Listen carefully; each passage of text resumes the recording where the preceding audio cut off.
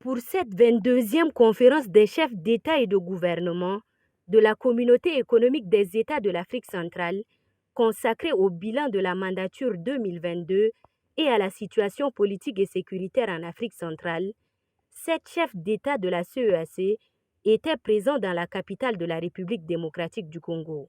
Parmi eux, le président de transition, président de la République, chef de l'État, général Mahamad Idriss Déby Itno, dont l'engagement pour l'intégration économique est très fort, et le président hôte, Félix Antoine Tshisekedi Tshilombo, par ailleurs président en exercice de la communauté.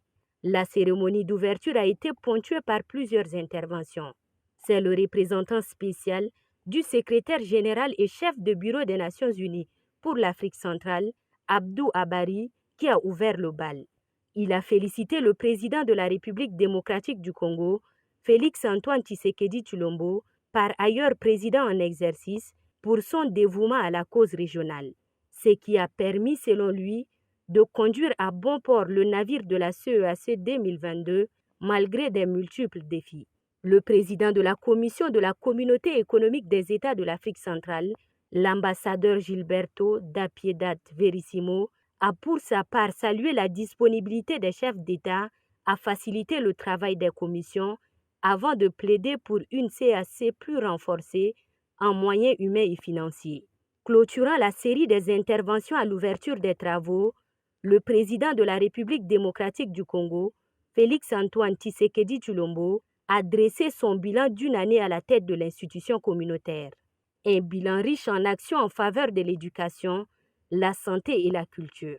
S'agissant de la situation sécuritaire en Afrique centrale, le chef de l'État congolais a informé des conclusions des enquêtes diligentées dans quelques pays et au Tchad, précisément sur les événements douloureux du 20 octobre 2022.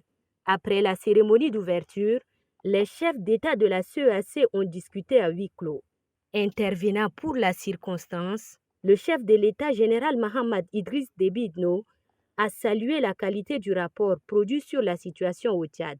En toute indépendance, a-t-il souligné, la commission a interrogé autant d'entités et groupes, gouvernements, partis politiques, associations de la société civile, forces de défense et de sécurité, victimes, témoins, leaders religieux, chefs coutumiers, chancelleries étrangères, notamment celles de l'Union européenne et des États-Unis. Chemin faisant, le président de transition a relevé pour le déplorer l'attitude de l'Union africaine et de certaines organisations internationales qui ont obstinément refusé de participer à cette mission internationale d'enquête. Il rassure les participants au sommet que le Tchad suivra les pertinentes recommandations de la mission d'enquête internationale.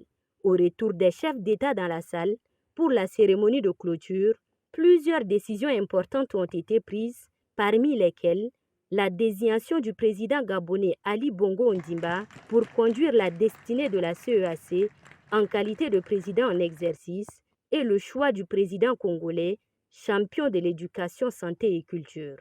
Il a été confié à ce dernier la mission de sillonner la région pour une sensibilisation de masse. La conférence terminée, les chefs d'État de la CEEAC se sont donné rendez-vous en juin 2023 pour la 23e session ordinaire.